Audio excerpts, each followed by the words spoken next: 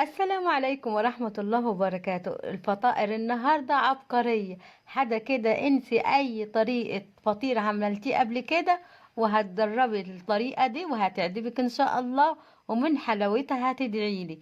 الفطير النهاردة مكونات بسيطة، ينفع لللانش بوكس وللفطار وكمان للعشاء. حاجة كده عبقرية. هتنسي اي وصفة فطير عملتها قبل كده وهتعتمدي طريقة الفطير دي بإذن الله. يلا بينا نسمي الله ونصلي على الرسول صلى الله عليه وسلم. أول حاجة نبتدي بيها المية. مية دافية، كوباية ونص مية دافية بالمج الشاي العادي بتاعنا. كوباية ونص مية دافية، معلقة سكر كبيرة ومعلقة خميرة. هنقلب السكر والمية والخميرة كده، وهنضيف تلت كوباية من السمنة أو الزيت. طبعا أنا ضيفة سمنة. وضفت حوالي 550 جرام من الدقيق، وعلى حسب كل نوع دقيق ما بيشرب سوائل. ممكن نص كيلو دقيق، يعني مثلا 500 جرام ل 550 جرام دقيق. وهنعجن. ما بتاخدش عجن خالص. هنلم العجينة بتاعتي كده، وفي 5 دقايق هتكون عجنة العجينة. المكونات اعتبر كده خلاص، الوصفة بتاعتنا خلاص خلصت.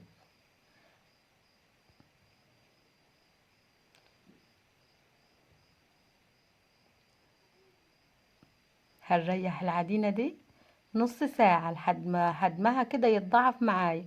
وبصوا قوامها، القوام لا هو طري قوي ولا متماسكة.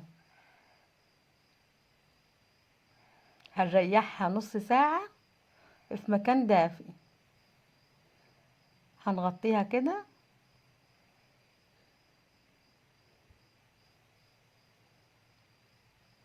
وهنقطع الطماطم.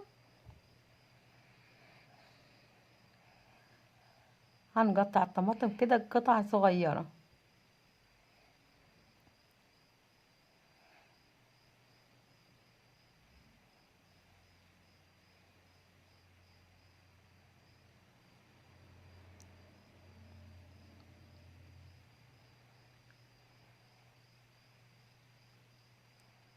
وهنقطع برضو الفلفل مكعبات كده صغيرة.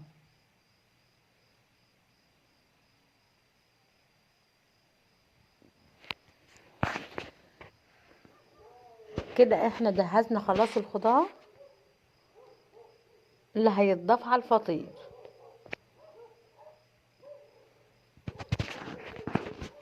احنا كده خلاص قطعنا الفلفل.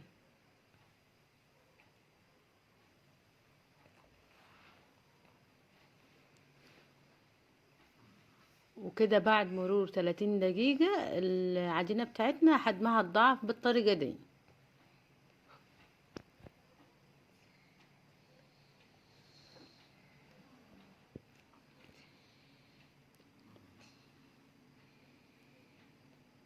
هنطلع الهوا كده ونلمها.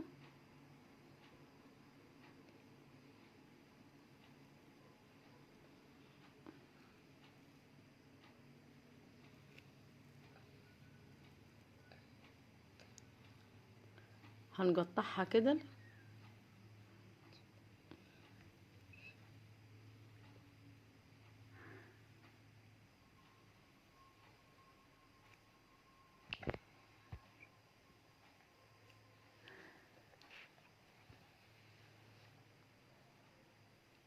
هنكورهم كده كور صغيرة.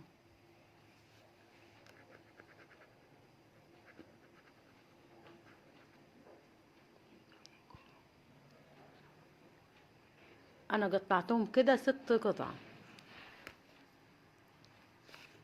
عايزة تصغري عن كده، عايزة تكبري عن كده، بس هما كده 6 قطع متوسطين، يعني حلوين.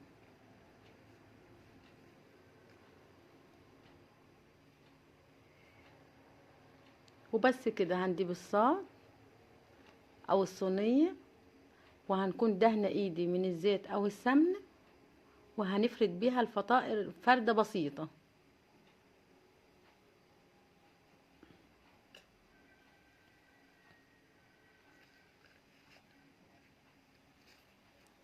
بالطريقة دي.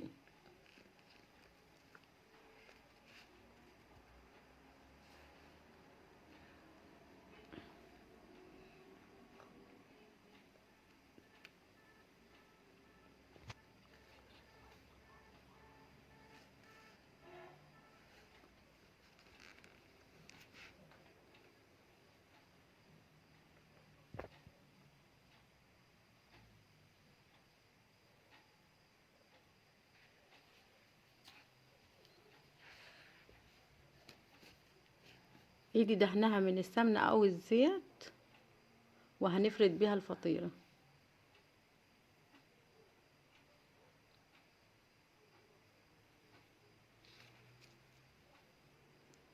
هنشيل كده الفطيرتين، هنحطهم كده في صينية تاني، وهنحط الحشو على بصوا كده انا حطيت الجبنة والطماطم والفلفل، جبنة موتزاريلا وجبنة شيدر. في الوقت ده هنشغل الفرن على درجة حرارة 180، وهندخلهم الفرن على طول بعد الحشو على طول. طبعا لو وصلتوا لحد هنا وأول مرة تشوفوني، أنا أم بلال ودي قناتي. ولو عجبكم الفيديو أو استفدتوا بأي معلومة من الفيديو، أتمنى اللايك وتشتركوا في القناة وتفعلوا زر الجرس والشير لو عجبكم الفيديو طبعا. وبصوا الفطائر قد ايه هي طرية هشة جميلة، يعني حاجة كده، ولا الطعم ريحتها كده فوق الخيال، حاجة كده تفرح القلب.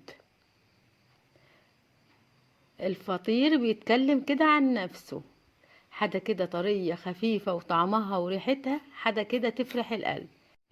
انا متأكدة بعد ما تجربوها هتعجبكم، وهتسيبولي كومنت حلو تحت الفيديو ودعوة كده حلوة منكم، وهسيبكم مع الجمال ده والفطائر دي ان شاء الله هتعجبكم. وما تنسونيش في اللايك. الفطائر زي ما انتوا شايفين كده هشة خفيفة وطعمها، وطبعا بالخضار واي نوع جبنة عندكم، مش شرط نوعين، اي نوع جبنة تحبوه وتفضلوه هتعملوه على الفطائر دي. والخضار اي خضار عندكم هتجربوه كده، وحاجة كده فوق الخيال هتعجبكم ان شاء الله. والسلام عليكم ورحمة الله وبركاته.